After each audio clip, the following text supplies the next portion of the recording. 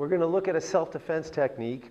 This is when somebody comes up behind you, grabs right along the top of your shirt here, your collar, your shoulders. It's not an unusual thing. Someone will grab and pull you back or push you forward. It's going to be basically the same defense both times, but with different footwork if they push you forward than if they pull you back. So first, just watch. We're going to use a scissor stance here, going across behind like this. And now we'll do that together. So we'll start in a neutral stance here, and let's make the right foot go back and across to a scissor stance. Let's do that again. So starting here, neutral, right foot back and across. And now bring that right hand up right next to your head as high as you can, and you're going to turn and trap like this.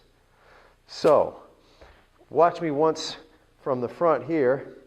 I'm going to bring the right foot back and across. That means the right hand goes up. If this foot goes back, this hand goes up, and you turn and you trap. It looks like a number one block here, kind of, but what you've done is trap your opponent's arms because they come up behind you. Watch me again.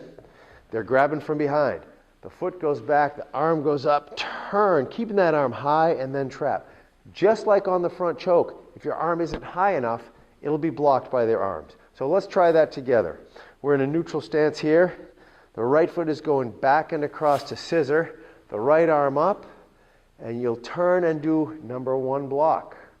So it's a scissor stance, turn, and number one block. So right foot back, right arm up high, turn, and trap with a block. And again, right foot back, right arm up high, turn, and wrap up the arms. If somebody's arms are really here, sometimes they break away when you come around. Sometimes you can trap them right here. Sometimes you'll trap one arm and you'll be able to come up higher and have their arm in a difficult position. Let's do it again. This time I'll face you, but we'll use our right foot. I'll use my left. Use your right foot back and across, and then turn and trap the arms with that number one block. Back foot across, arm up and turn. Okay, so now, even if you don't actually practice this hands-on with a partner, you can work with the footwork, which you know, the scissor stance turn, and the number one block, or number two block if you go on the left side. Now, it could be a different type of situation. If someone grabs you and pulls you back, that's why we go with it. We step back with it. If they push us forward, we go with it until we can plant, and then we turn and trap. So this time, let's do it together. Let's pretend that they're grabbing from behind and pushing us forward. So we take a step. Left foot goes forward to go with it. Then that right foot goes back and across, and we turn with the number one block. Watch me one more time. So I'll step forward here. Foot goes back, turn and trap. So let's do that again. Now we're in neutral stance. They push us forward.